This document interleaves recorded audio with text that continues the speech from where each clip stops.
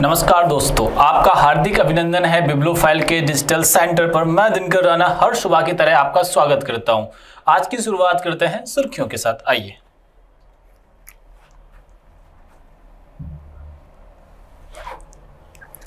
हाल ही में नीति आयोग ने real time शासन को और अंतिम छोर तक सेवाओं की डिलीवरी को मजबूत करने के लिए केंद्रीय प्रभारी अधिकारी सीपीओ पोर्टल लॉन्च किया। यह अधिकारियों को मोबाइल के माध्यम से वास्तविक समय में फील्ड से जुड़े अवलोकन और सिफारिशें सीधी प्रस्तुत करने में सक्षम बनाता है। ठीक है ना, एक सीपीओ पोर्टल लॉन्च हुआ है। सीपीओ पोर्टल लॉन्च हुआ और वो किसने किया है? तो सीपीओ पोर्टल लॉन्च किया है नीति आयोग ने। ये बात अपने को यहाँ से याद रखनी। क्लियर है? चलिए आगे बढ़ते हैं। जाने माने उद्योगपति कुमार मंगलम बिरला को वोडाफोन आइडिया का कार्यकारी अध्यक्ष नियुक्त किया गया है। यह नियुक्ति 5 मई 2026 से प्रभावी है। पूर्व चेयरमैन रविंद्र टक्कर ने अपने पद से इस्तीफा दे दिया, लेकिन वे अपनी अब कंपनी के गैर कार्यकारी उपाध्यक्ष के रूप में काम करेंगे। ये बात ध्यान रखना। पहली बात तो ये है कि भैया रिजाइन दिया किसने? रवि टक्कर जी ने। अब नए उद्योगपति कौन है, मतलब नया इस पद को संभालेंगे कौन? तो व्यक्ति है कुमार मंगलम बिरला। ये बात ध्यान रखने वाली बात है। ठीक है ना? ठीक है। कैसे रहेंगे? गैर कार्यकारी अध्यक्ष रहेंगे कौन? कुमार बिरला जी। वोडाफोन की हम बात कर रहे हैं। आगे बढ़ते हैं। डीआरडीओ ने दिल्ली में सीवीआरएन फील्ड प्रशिक्षण एवं प्रदर्शन केंद्र का उद्घाटन किया। रक्षा अनुसंधान एवं विकास संगठन ने 6 मई 2026 को दिल्ली की बुराड़ी मैदान में रासायनिक, जैव विकिरण और परमाणु सीवीआरएन क्षेत्र प्रशिक्षण एवं प्रदर्शन केंद्र का उद्घाटन किया है। कहाँ किया है? ये किया है दिल्ली में। ये बात आप लोग यहाँ से क्या रखोगे? याद रखोगे। दिल्ली में ये किया है। हाल ही में संयुक्त कमांडरों के सम्मेलन का दूसरा संस्करण राजस्थान के जयपुर में प्रारंभ हुआ है। इस 2 दिवसीय उच्च स्तरीय सम्मेलन का मुख्य विषय नए क्षेत्र में सैन्य क्षमता को बढ़ावा देना है। नए क्षेत्रों में क्या करना है? सैन्य क्षमता को बढ़ावा देना है। कहाँ प्रारंभ हुआ है? जयपुर में हुआ है। और हमारे रक्षा मंत्री कौन है? राजनाथ सिंह जी। ये बात आप लोग यहाँ से ध्यान रखना। यह आयोजन ऑपरेशन सिंदूर की पहली वर्षगांठ के अवसर पर किया गया है, जो भारत के राजनीतिक और संकल्प और सैन्य सटीकता को दर्शाता है। हाल ही में जारी अंतर्राष्ट्रीय प्रवासन संगठन के विश्व प्रवासन रिपोर्ट 2026 में भारत का दुनिया का शीर्ष प्रेषण प्राप्त करने वाला देश बन गया है। 2024 में प्रवासी भारतीय रिकॉर्ड 137 बिलियन था। ठीक है, भेजे गए थे। अब 100 बिलियन क्रॉस करने का आंकड़ा, पार करने का आंकड़ा दुनिया का एकमात्र देश भी बन गया है। हाल ही में वियतनाम और भारत व्यापार, निवेश और तकनीकी साझेदारी को आगे बढ़ाने पर सहमत हुए हैं। नई दिल्ली में प्रधानमंत्री नरेंद्र मोदी और वियतनाम के राष्ट्रपति लो तो लाम के बीच द्विपक्षीय वार्ता के दौरान इन क्षेत्रों में सहयोग बढ़ाने और संबंधों को प्रगाढ़ करने की घोषणा की है। किसके बीच में? भारत और वियतनाम के मध्य। वर्ल्ड स्टील एसोसिएशन के अनुसार भारत दुनिया का दूसरा सबसे बड़ा स्टील उत्पादक देश है। भारत ने वर्ष 2018 में जापान को पीछे छोड़ते हुए यह मुकाम हासिल किया है। तब यह लगातार इस स्थान पर बना हुआ है, मतलब अभी कौन से स्थान पर? सेकंड पर है। मई 2026 में आयोजित मियामी ग्रांड प्रिक्स का खिताब मर्सिडीज ड्राइवर किमी एंटोनियोली ने जीता है। 19 वर्षीय इतालवी ड्राइवर एंटोनियोली की यह लगातार तीसरी फॉर्मूला 1 जीत है। अपनी पहली तीनों F1 रेसों को पोल पोजीशन से जीतने वाले इतिहास के पहले ड्राइवर बन गए हैं। ठीक है, ध्यान रखने वाला पॉइंट है ये भी। तमिलनाडु भारत का सबसे बड़ा समुद्री मछली उत्पादक राज्य बन गया है। उसने गुजरात को पीछे छोड़कर यह शीर्ष स्थान हासिल किया है। केंद्रीय समुद्री मत्स्य अनुसंधान संस्थान CFFRI के वार्षिक आकलन के अनुसार वर्ष 2025 में भारत का सबसे समुद्री मछली उत्पादन करीब 3% बढ़कर 35.7% टन हो गया, लाख टन हो गया है। ये बात आप लोग यहाँ से ध्यान में रखिएगा। हाल ही में आयोजित दिल्ली मेट्रो के 32वें स्थापना दिवस समारोह में सीनियर स्टेशन कंट्रोलर और ट्रेन ऑपरेटर सुषमा यादव को metro women of the year के प्रतिष्ठित खिताब से सम्मानित किया गया है।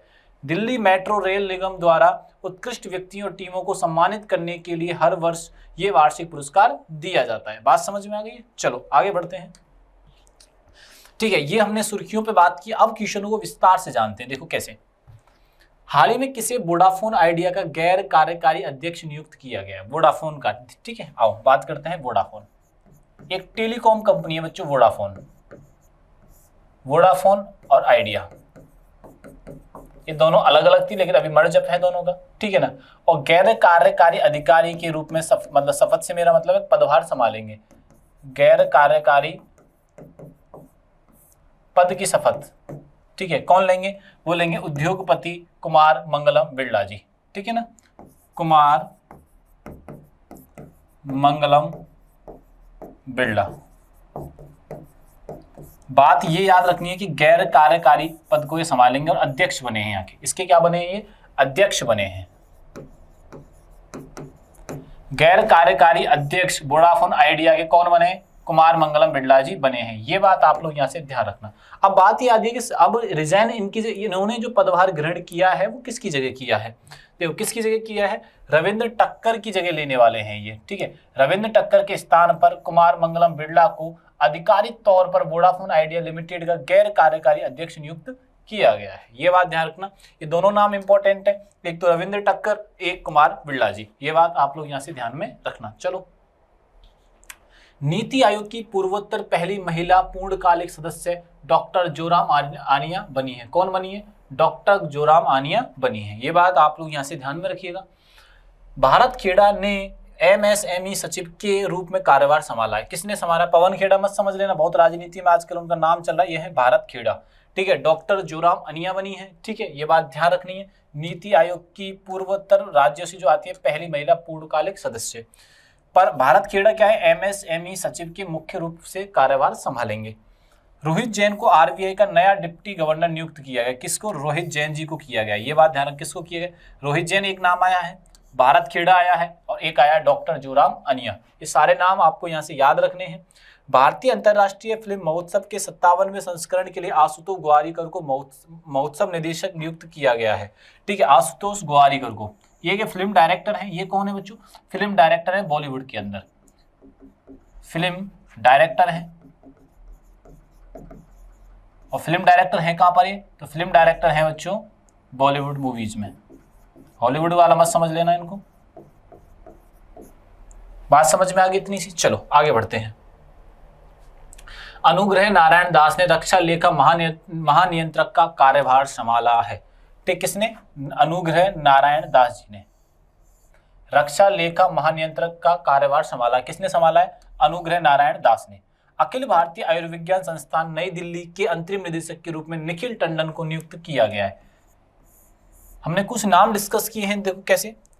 एक नाम डिस्कस किया डॉक्टर जोराम आनिया, ये नीति आयोग की पूर्वोत्तर राज्य से आने वाली पहली महिला है, ठीक है, पूर्णकालिक सदस्य भी हैं। भारत खेड़ा को एमएसएमई के सचिव के रूप में कार्यभार संभालेंगे। कौन? भारत खेड़ा। रोहित जैन को डिप्टी गवर्नर बनाया गया है आरबीआई का, ठीक है। और भारतीय अंतर्राष्ट्रीय फिल्म महोत्सव में आशुतोष गोवारिकर को महोत्सव निदेशक का नियुक्त किया गया, यानी कि डायरेक्टर के तौर पर नियुक्त किया गया है। अनुग्रह नारायण दास रक्षा लेखा महानियंत्रक के कार्यभार संभालेंगे और निखिल टंडन क्या है? नई दिल्ली के अंतरिम निदेशक के रूप में है। किसके? एम्स के। ये बात आप लोग, नई दिल्ली जो एम्स है उसके अंतरिम निदेशक के रूप में निखिल टंडन जी को नियुक्त किया गया है। आओ आगे बढ़ते हैं। हाल ही में रियल टाइम गवर्नेंस और लास्ट माइल डिलीवरी के लिए सीपीयू पोर्टल किसने लॉन्च किया? देखो सीपीयू पोर्टल के बारे में हम समझते हैं। जैसे कोई कार्य चल रहा है, जैसे अपन लोग कार्य कर रहे हैं, तो हम कहीं संस्था में जब काम कर रहे हैं तो मेरे इस रूम में क्या होगा, क्या लगा हुआ है? कैमरा लगा हुआ है, तो मेरी एक्टिविटी पे ध्यान रखा जा रहा है, ठीक है। आप लोगों को मैं दिख रहा हूं तो मेरी कोई एक्टिविटी हो रही है वो आपको दिख रही है। ऐसे ही गवर्नमेंट के जो कार्य हैं, ऐसे ही क्या है बच्चों, एक पोर्टल बना दिया जाएगा जिसको बोलेंगे पोर्टल को सीपीओ पोर्टल। इस पे क्या होगा, कहीं पे कोई कार्य चल रहा है, जैसे ब्रिज का काम चल रहा है या कोई अन्य काम चल रहा है या कोई रोड का काम चल रहा है या कोई रिफाइनरी में काम चल रहा है, तो आपका जो सीनियर होगा वो बोलेगा भैया आप अभी क्या काम कर रहे हो, आपके रिफाइनरी में क्या काम हुआ है, मुझे आप ऐसा करो उसका वीडियो या फोटो भेज दो। तो डायरेक्ट रिलेशन हुआ कि नहीं? इसका रिलेशन है डिस्ट्रिक्ट और स्टेट में एक रिलेशन बनाने का काम किया गया है। बात समझ में आई कि नहीं है? ठीक है, इसका रिलेशन किस किस के बीच बनाने का काम किया गया है? डिस्ट्रिक्ट एंड स्टेट के मध्य। ये बात हमें समझनी होगी, पहली बात। ठीक है, दूसरी बात क्या है कि रियल टाइम अभी पता लग जाएगा। जैसे मैं आपके सामने अभी कुछ में लिखा, मैंने रियल टाइम, तो रियल टाइम में आपको पता है कि मैं ये एक्टिविटी कर रहा हूँ। ऐसे ही गवर्नमेंट को सीपीओ पोर्टल के माध्यम से भारत सरकार के जितने कार्य चल रहे हैं उनकी जानकारी मिल जाएगी। बट ये लॉन्च किसने किया है? तो लॉन्च किया है नीति आयोग ने। ये किसने लॉन्च किया है बच्चों? नीति आयोग ने लॉन्च किया है। ये बात आप लोग यहाँ से ध्यान में रखना। और नीति आयोग का गठन कब होता है? तो नीति आयोग का गठन हुआ था 1 जनवरी 1915 नहीं 2015। 1 जनवरी 1915 को किसका गठन होता है बच्चों? नीति आयोग का गठन होता है। निधि छिब्बर जी ने किया है, वो भी आगे देखते हैं। आओ, सीपीओ का पूर्ण रूप क्या है? सेंट्रल प्रभारी अधिकारी पोर्टल। जितने अधिकारी बाहर मार्केट में या लोकल फील्ड पर या आउट ऑफ ऑफिस जो काम कर रहे हैं, वो अपनी जानकारी, वो क्या काम कर रहे हैं उसकी जानकारी वो सारी की सारी पोर्टल पे देंगे, उसी को बोला गया सीपीओ पोर्टल। यह एस्पिरेशन डिस्ट्रिक्ट और एस्पिरेशन ब्लॉक्स में रियल टाइम गवर्नेंस के लास्ट माइल डिलीवरी सुनिश्चित करने के लिए है। और लॉन्च के दौरान नीति आयोग की सीईओ निधि छिब्बर, अब आप ध्यान रखना निधि छिब्बर जो हैं नीति आयोग की सीईओ हैं, ये बात ध्यान रखना। नीति आयोग की सीईओ कौन है? निधि छिब्बर। स्टार बना लो इस पर, इसमें बना लो आप स्टार, ठीक है। आओ आगे बढ़ते हैं। नीति आयोग की स्थापना कब हुई थी? तो 1 जनवरी 2015 को होती है। और योजना आयोग की 1950 में हुई थी। एक होता है प्लानिंग कमीशन और एक होता है बच्चों कहाँ गया? नीति आयोग। ये बात ध्यान रखना। प्रकृति यह सहकारी संघवाद पर आधारित है। ये ना तो संवैधानिक है निकाय और ना ही ये वैधानिक है, बल्कि एक कार्यकारी आदेश द्वारा स्थापित किया गया है। मतलब कहने का है नीति आयोग कोई संवैधानिक निकाय नहीं है। ये शायद आपके पिछले एग्जामों में आया हुआ क्वेश्चन है। ऐसे जब कॉन्स्टिट्यूशन वाले पैरामीटर्स जब आते हैं तो उसमें ये पूछा जाता है कि कौन सी संस्था संवैधानिक है और कौन सी संस्था असंवैधानिक है। तो ये असंवैधानिक है, संवैधानिक के अकॉर्डिंग नहीं है, ठीक है। ये आदेश के द्वारा एक आदेश जारी किया जाता है जिसकी वजह से नीति आयोग का गठन हुआ था। अध्यक्ष होता है, अध्यक्ष कौन होता है नीति आयोग का? तो नीति आयोग का अध्यक्ष रहता है प्रधानमंत्री। नीति आयोग का अध्यक्ष, नीति आयोग का अध्यक्ष कौन है? प्रधानमंत्री। प्रथम उपाध्यक्ष अरविंद पनगड़िया। हाल ही में डीआरडीओ ने सीबीआरएन फील्ड ट्रेनिंग और प्रदर्शन केंद्र का उद्घाटन कहां किया है? ठीक है, डीआरडीओ और सीबीआरएन ने, डीआरडीओ सीबीआरएन ने, ठीक है ना, फील्ड ट्रेनिंग का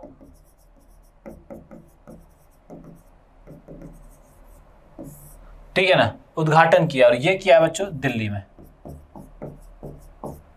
कहां लॉन्च किया? ये दिल्ली में किया है। ये बात ध्यान रखने वाली बात है। अब डीआरडीओ क्या है उसके बारे में जानते हैं, आओ। ठीक है, मैं सीबीआरएन भी बता देता हूं साथ में। इसका पूर्ण रूप क्या है? केमिकल, बायोलॉजिकल, रेडियोलॉजी और न्यूक्लियर, ठीक है ना। इसका केंद्र का इस केंद्र का मुख्य उद्देश्य आपातकालीन स्थिति से निपटना। सीबीआरएन का मतलब है कि भैया हमें कोई आपातकालीन स्थिति भारत में पैदा हो जाती है, उससे निपटने के लिए कोई कार्यवाही जो करेगा वो सीबीआरएन करेगा, ठीक है। डीआरडीओ रक्षा अनुसंधान एवं विकास संगठन है और इसका गठन होता है 1 जनवरी 1958 को। इसका हेडक्वार्टर है दिल्ली में, ठीक है। इसका मोटे है बलस्य मूलम विज्ञानम। ये बात ध्यान रखना। अध्यक्ष है समीर कामत। डीआरडीओ का अध्यक्ष कौन है? समीर कामत। डीआरडीओ के जो अध्यक्ष हैं बच्चों वो हैं समीर कामत जी। ये बात आप लोग यहां से ध्यान में रखिएगा, ठीक है। और जानने का प्रयास करते हैं। 100 जनरेशन डाकघर, इन नए पीढ़ी के डाकघरों का शिलांग विभिन्न विश्वविद्यालयों, आईआईटी, आईएम जैसी प्रमुख जगहों पर स्थापित किया जा रहा है। इनमें वाईफाई और क्यूआर पे स्कैन पेमेंट होंगे, जैसे आधुनिक सुविधाएं उपलब्ध होंगी।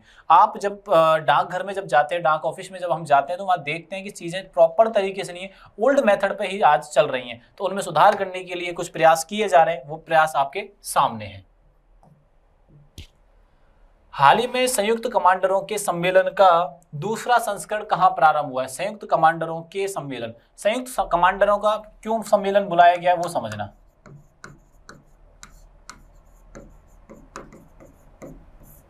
संयुक्त कमांडरों का सम्मेलन ये बुलाया इसलिए गया है कि सैन्य अभ्यास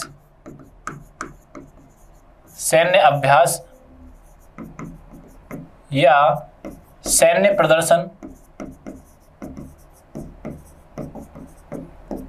ये सैन्य व्यवस्था करना, सैन्य या सेना स्थापित करना। जहां सेना कम है वहां सेना स्थापित करना, ठीक है। ये किस मौके पर किया गया है? अभी सिंदूर जो अटैक किया, सिंदूर पहलगाम में जो हमला होता है उसके एवज में भारत सरकार ने पाकिस्तान पे हमला करता है और सिंदूर नाम उसे दिया जाता है। उसकी पहली वर्षगांठ पर ये सारी चीजें की गई हैं, ठीक है। ये आयोजन किया गया है। आयोजन जो किया रक्षा मंत्री ने किया है। और हमारे देश के रक्षा मंत्री कौन है?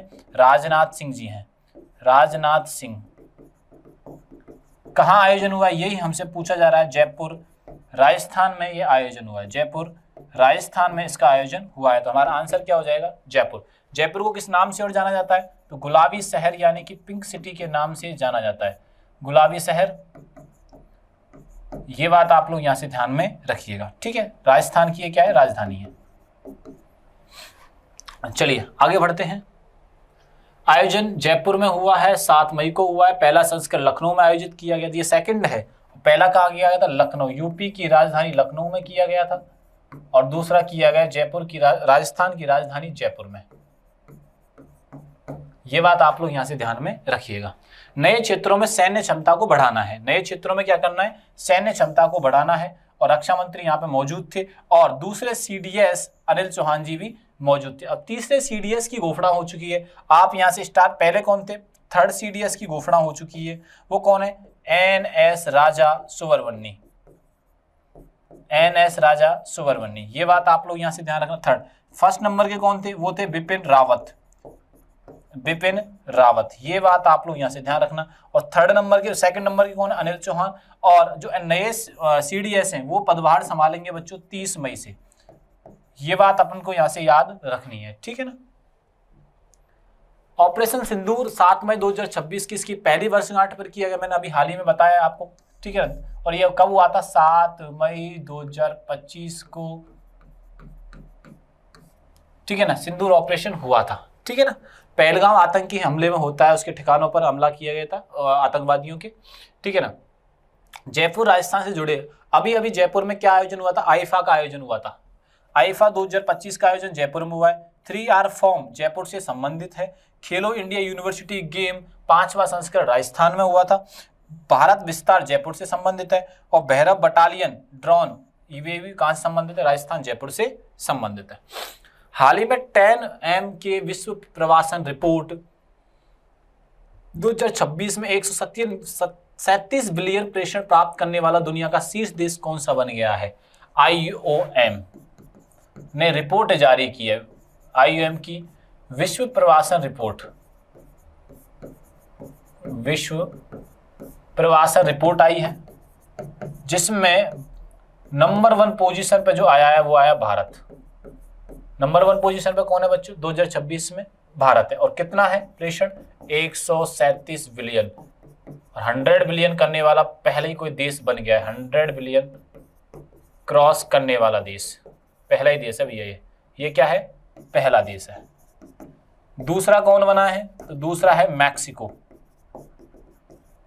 दूसरा कौन बना है? मैक्सिको। तो आंसर तो हो गया हमारा भारत। और मैक्सिको कौन से स्थान पे? सेकंड पर। और फर्स्ट पे कौन है? भारत, ठीक है, प्रेषण प्राप्त करने में, यानी कि धन प्राप्त करने में। विश्व प्रवासन रिपोर्ट, वर्ल्ड माइग्रेशन रिपोर्ट 2026, ठीक है, किसके द्वारा? IOM के द्वारा जारी की जाती है। यह रिपोर्ट का 13वां संस्करण है। इस रिपोर्ट में कौन है? 13वां संस्करण है। रिपोर्ट के अनुसार विश्व में लगभग 304 मिलियन प्रवासी हैं। विश्व में कितने हैं? 304 मिलियन प्रवासी रहते हैं, ठीक है। पहला स्थान भारत का है, दूसरा स्थान किसका है? यहाँ पे मैं आपको बता दूं, एक और चीज याद रखो, दूसरा तो मैक्सिको का है, लेकिन भारत 100 बिलियन के आंकड़े को पार करने वाला विश्व का एकमात्र देश बन गया है। इन सभी पॉइंट को याद रखना। कौन सा संस्करण है? 13वां है। 304 मिलियन प्रवासी रहते हैं अलग अलग जगह पर। भारत टॉप रहा है, 100 बिलियन के आंकड़े को पार करने वाला देश एकमात्र देश है। और मैक्सिको कौन से स्थान पर आता है? सेकंड स्थान पर आता है। भारत और कौन सा देश व्यापार, निवेश और तकनीकी साझेदारी को आगे बढ़ाने पर सहमत हुआ है? हाल ही में भारत और वियतनाम के मध्य समझौता हुआ है। भारत और वियतनाम के मध्य एक समझौता हुआ है, ठीक है। ये वियतनाम के, ठीक है, द्विपक्षीय ये वार्ता थी। कैसी वार्ता थी? द्विपक्षीय वार्ता थी। ये बात ध्यान रखने वाली बात है, ठीक है ना। किसके साथ समझौता किया? वियतनाम के साथ। क्यों किया? व्यापार, निवेश और तकनीकी साझेदारी को साझा करने के लिए। व्यापार निवेश को बढ़ावा देना है और तकनीक को अच्छा करना है। वियतनाम के साथ साझेदारी भारत ने की है। राजधानी हनोई है। राजधानी क्या है? हनोई है। और यहाँ की मुद्रा है डोंग, वियतनामी डोंग। और तो लाम के साथ ये बैठक हुई है। भारत के प्रधानमंत्री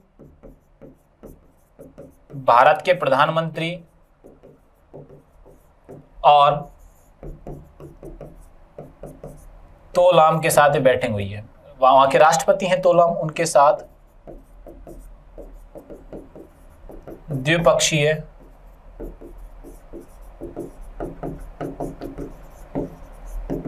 वार्ता हुई है। क्लियर है? चलो, प्रधानमंत्री कौन है? फाम मिन्हे चिन। हाल ही में वर्ल्ड स्टील एसोसिएशन के अनुसार स्टील का दूसरा सबसे बड़ा उत्पादक देश कौन बन गया है? ठीक है, वर्ल्ड स्टील एसोसिएशन के साथ, ठीक है, एसोसिएशन ने अभी जारी की है रिपोर्ट। और स्टील उत्पादन में सेकंड स्थान जो आया है वो आया है भारत का। वो किसका आया बच्चों? भारत का है। और किसको इसने पीछे छोड़ा है? तो इसने पीछे छोड़ा है जापान को। इसने किसको पीछे छोड़ा है? तो इसने पीछे छोड़ा है जापान को। ये बात आप लोग यहाँ से ध्यान में रखिएगा। स्टील उत्पादन में सेकंड स्थान पर कब्जा करने वाला देश कौन सा है? हमारा देश भारत है। भारत में स्टील का उत्पादन एक बड़े स्केल पर होता है। भारत में स्टील का उत्पादन बड़े स्तर पर होता है।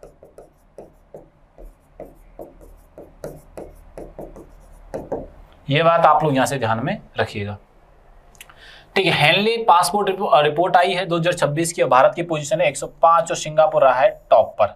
भारत की साक्षरता 78.9 है। और आप 2001 की अगर बात करो तो 2001 में थी 64 लगभग अप्रॉक्स, ठीक है। 2011 में कितनी थी?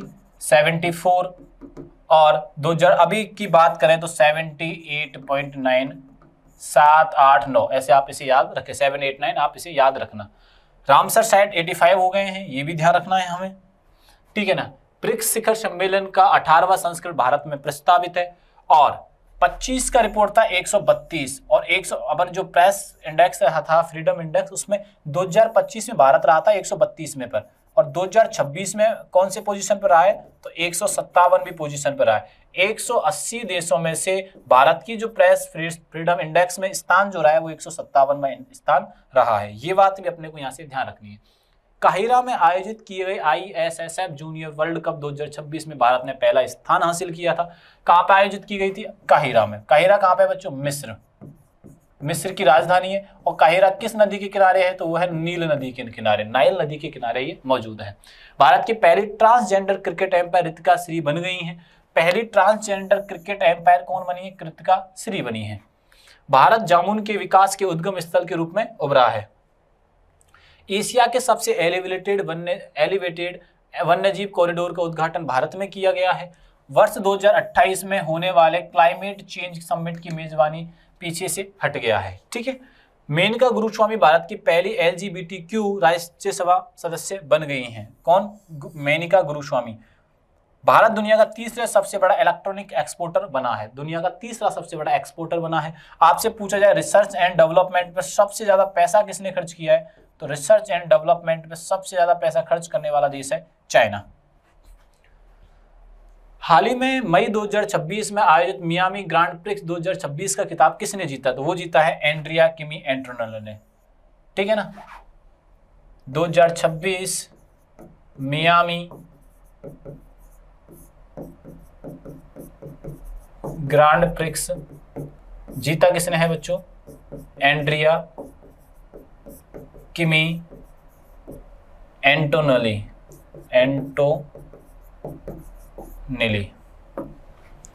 ठीक है। अब कुछ अलग तथ्य के बारे में, अवार्ड्स के बारे में बात कर। N चंद्रबाबू नायडू को मुंबई में प्रतिष्ठित बिजनेस रिफॉर्मर ऑफ द 25 से सम्मानित किया गया है। ऑफ द ईयर 2025 से सम्मानित किया गया है। एन अलीम यूसुफ AI आधारित संरक्षण ऐप के लिए WWF द्वारा सम्मानित किया गया है। और डॉक्टर अंतनु नाथ को ऑस्कर ऑफ साइंस से सम्मानित किया गया है। Sadhvi Satish sale miss India 2026 का खिताब जीता। साध्वी सतीश सेल ने, याद कैसे रखोगे? SSS। आप RRR मत याद रखना, बोले सर ये तो मूवी का नाम है। RRR मत याद रखो, आप तो याद रखो SSS। क्लियर है? चलो आगे बढ़ते हैं। डॉक्टर CS श्रीनिवास राव हैदराबाद में प्रतिष्ठित MS स्वामीनाथन पुरस्कार 2026 प्राप्त किया है। किसने प्राप्त किया है? तो ये प्राप्त किया है डॉक्टर CS श्रीनिवास राव जी ने, ठीक है ना। आगे बढ़ते हैं।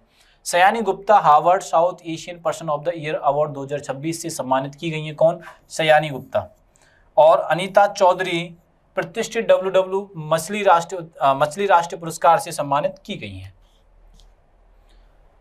वर्ष 2025 में सर्वाधिक समुद्री मछली का उत्पादन करने वाला भारतीय राज्य कौन बन गया है? समुद्री मछली का सर्वाधिक उत्पादन करने वाला राज्य 2025 के अनुसार, 2025 में सबसे ज्यादा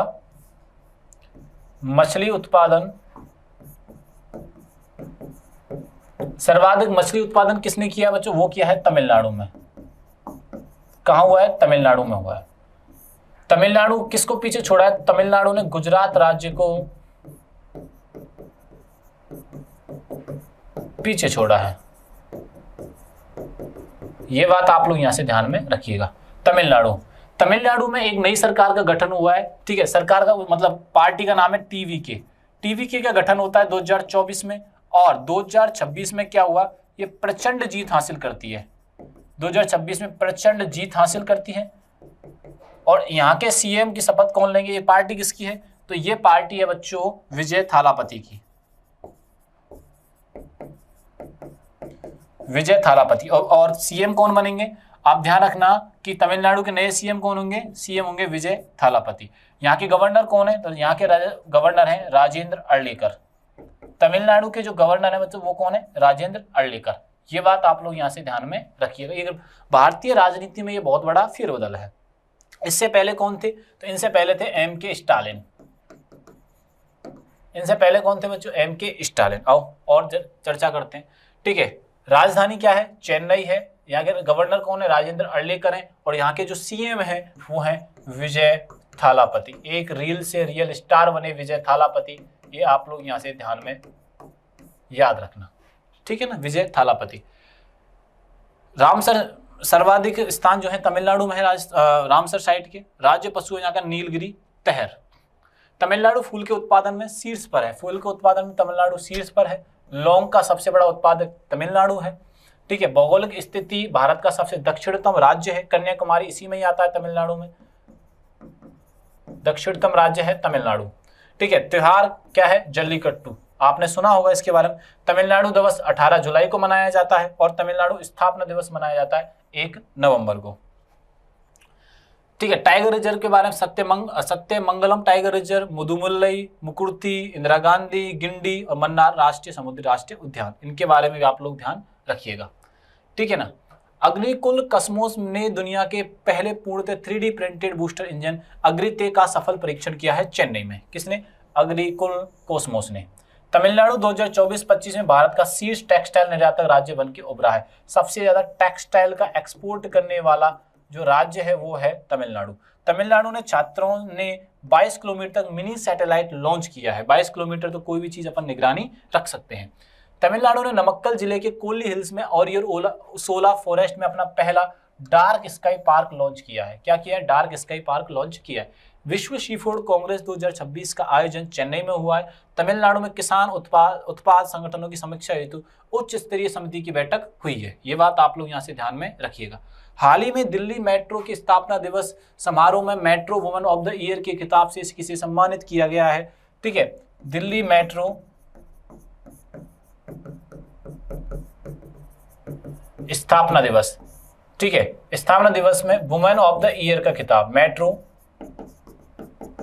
वुमन ऑफ द ईयर का खिताब मिला है सुषमा यादव जी को। किसको पुरस्कार में वो किसको सम्मानित किया गया बच्चों? सुषमा यादव जी को सम्मानित किया गया। ये बात ध्यान रखना।